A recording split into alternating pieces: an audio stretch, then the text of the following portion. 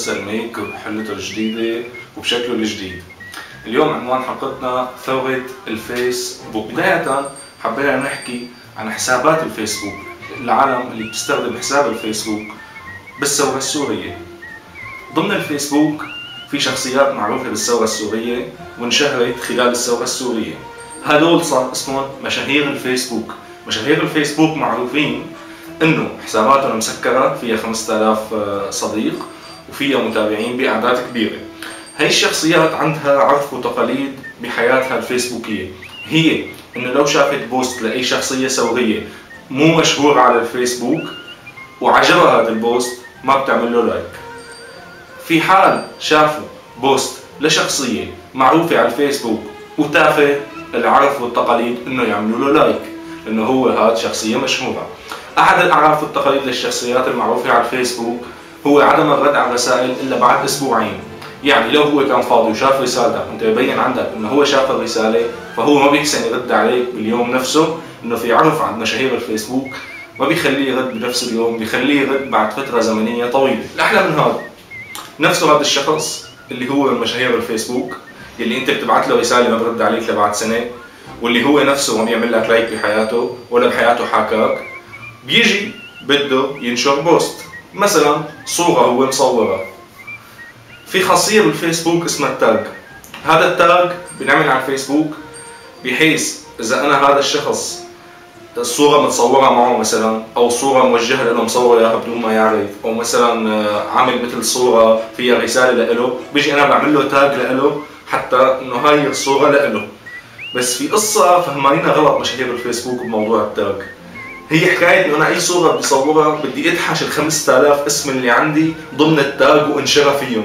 طب يا اخي انت مثلا مصور صورة وردة مثلا، انا شو بدي الوردة؟ مثلا مصور صورة حالك، يعني صورتك الك. طيب انا ماشي ممكن الوردة انه مثلا انها حلوة، مثلا مصور صورة حالك، يعني صورتك عم تعمل لي عليها تاج، مو بس لي ل 5000 واحد، وانت بحياتك لا حكيتني ولا عملت لي لايك ولا يعني شو وضعك؟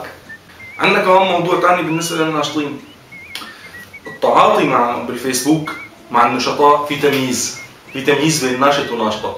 يعني ناشطة غنوجة على الفيسبوك مفكرة الفيسبوك هو مسلسل صبايا، كل يوم بتحط صورة عينها، بتحط صورة ابنها، بتحط صورة غرة من شعرها. هي مخلوقة بكفي انه مثلا يكون اسمها اسم ناشطة وانه تكون عم تحط صورة عينها او ابنها مثل ما حكينا، حتى يصير حسابها 5000 صديق ويصير عندها متابعين بحدود 15000. تمام؟ وتلاقي انه هي مخلوقة فاضية ما عم تعمل شيء، بس يعني موضوع ناس خلصت معتبرة حسابها هو صار تنسيقية، بتشوف اخبار بتلمه بتنشر مع حسابها. تمام؟ هي مخلوقة مثلا بتروح لعند شي صفحة مثلا كبيرة بتصمم لها مثلا شي صورة بتبعث لهم اياها، بيشوفوا اسمها دغري بينشروا. عرفت شلون؟ بينما مثلا ناشط ملتعن اهله تحت القصف والضرب والمداهمات، طالع معرض حاله للخطر، عم يصور صورة حاجز للأمن وراح نزلها على الفيسبوك وقرر يجي يبعثها للصفحات. ما حدا بيشتغل اياها. ليش؟ لأنه هديك ناشطة. حمار أنت؟ حمار؟ هديك ناشطة. حقها. حسابها فيه 5000 صديق، أنت شو عندك 200 صديق وتضرب أنت وياهم.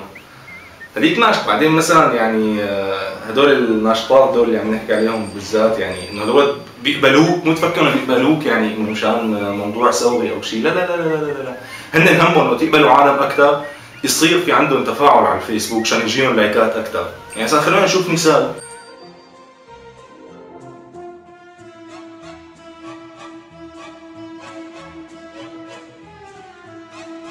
مثلا لقوا لنا حل مع هالطفلة. معقولة يعني انتوا قايلين ذوق 4000 صديق لهلا بيجيني 40 لايك بس على البوست؟ يعني نحن تركنا كل شيء وهذا اخر همنا. هذا اللي هلا نحن زعجنا عم يخلينا نفكر يعني شو الحل؟ لقوا لنا حل، وهلا في عنا نموذج اللي بيستخدموا الفيسبوك اللي هن الناشطين يلي ما لحقوا يشموا ريحة تحت باطنهم، صاروا يبلشوا يضربوا نفسيات على العالم. يعني حاحكي لكم قصة صارت معي بشكل شخصي. مرة ناشط من الناشطين بدون ذكر اسماء حط خبر عاجل على حسابه انه قصف يستهدف القصر الجمهوري. انا بحبشت سألت هون كذا، قالوا لي ما في قصف على القصر الجمهوري. تعالي بقول الحكاية بس اعلام، يعني شو القصة؟ فرحت بكل احترام على الخاص، قلت لهم بعد اذنك مشان الخبر تبع قصف القصر الجمهوري. طبعا بعد شي ساعة رد علي قال لي ايه نعم. قلت له اليوم ما في قصف على القصر الجمهوري. قال لا في. قلت له اوكي انا يعني بدمشق وبعرف وسالت كذا شخص ما في قصف على القصر الجمهوري. قال حبيبي في وانا متاكد. انا هون قلت لحالي خلاص يعني انه قلت له شو مصدرك؟ قال لي مصدر الشباب اللي ضربوا الهاوي. مصدرك مين؟ الشباب اللي ضربوا الهاوي يعني هدول الشباب اللي ضربوا الهاوي مثلا انه هو بيجي بيشدها بحبل الهاوي عرفت شلون؟ انه حطها هيك ضرب على جنب اللابتوب نبعث له الناشط نحن ضربنا على قصر الجمهوري. كمان نحترم عقولنا شوي يعني ما اختلفنا. وفي عالم زودوا شوي بحكايه الشوفونيه لدرجه مو طبيعيه، مثلا يعني يشوفوا لي هالنمره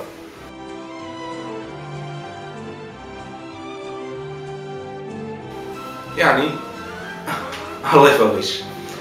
وفي بعض الناشطين نموذج من الناشطين اللي هن بيستخدموا الفيسبوك بشكل كبير واللي هن ما بيحسنوا يعيشوا بدون الفيسبوك.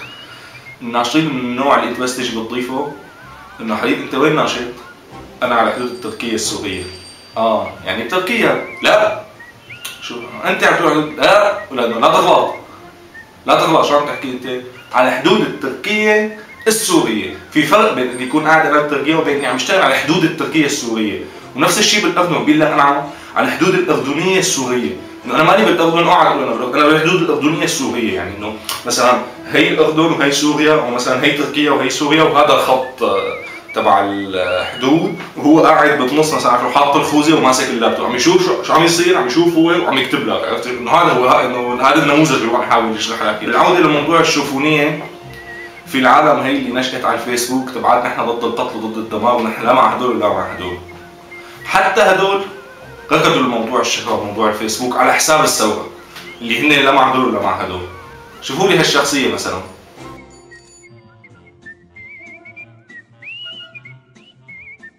مخيم مرعي حسن بالبقاع.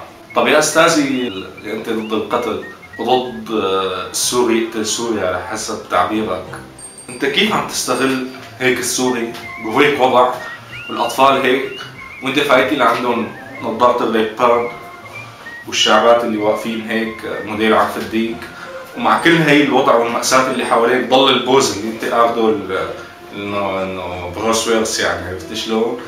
ومع هيك تروح تنشر لي اياهم على حسابها. ما انت ضد السوري، انت سوري ضد استغلال السوري، ليش عم تستغله؟